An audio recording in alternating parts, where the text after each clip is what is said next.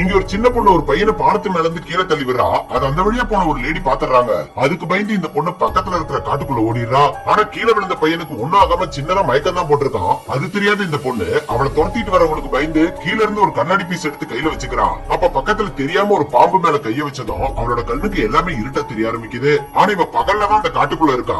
எதனால இவளுக்கு அப்படி தெரியுதுன்னா அந்த பையனுக்கு அடுத்தவங்க மைண்ட கண்ட்ரோல் பண்ற பவர் இருக்கும். சோ கீழே தள்ளிவிட்ட கோவத்துல இவளை பழி வாங்கறதுக்காக தான் அவளோட மைண்ட கண்ட்ரோல் பண்ணிட்டு இருக்கான். இப்ப இவள அப்படியே நடு ரோட்ல வந்து நிக்க வைக்கிறான். கரெக்டா அப்பதான் ஒரு கார் வேகமா அந்த ரோட்ல வந்துட்டு இருக்கு. அது பக்கத்துல வர்றப்பதான் இவளுக்கு சுயநினைவே திரும்ப வருது. உடனே அந்த கார் இடிக்காம தாண்டி குதிக்கிறா. அதுல அவளோட கால் மட்டும் அடிபட்டுருது. அடுத்த நாள் இவங்க வீட்டு ஜன்னல் வழியா பார்த்தா அந்த பையன் இவளையே பார்த்த மாதிரி ரோட்ல நின்னுட்டு இருக்கான். அப்பதான் அவளுக்கு ஒண்ணும் ஆகலன்னு தெரிஞ்சுக்கிறா.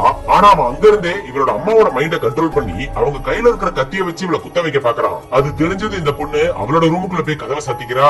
ஆக்சுவலா இந்த பையனுக்கு யாரெல்லாம் பிடிக்கலையோ அவங்கள அவனோட பவரை யூஸ் பண்ணி போட்டு தள்ளிட்டு இருக்கான். ஃபர்ஸ்ட் அவனோட அம்மாவே பிடிக்காம அவங்கள கொதிக்கிற தண்ணியை மேல ஊத்தி போட்டு தள்ளிடுறான். அடுத்து இவங்க கூட பழகின இன்னொரு பொண்ணுக்கும் இதே மாதிரி ஒரு பவர் இருக்கும். அந்த பொண்ணோட அம்மா மைண்ட கண்ட்ரோல் பண்ணி அவங்க கண்ணுக்கு அவங்க பொண்ணை ஏதோ உருவ மாதிரி தெரிய வச்சு பயத்துல அவங்க கையாலே அவங்க பொண்ணை கத்தியில குத்திடுறாங்க.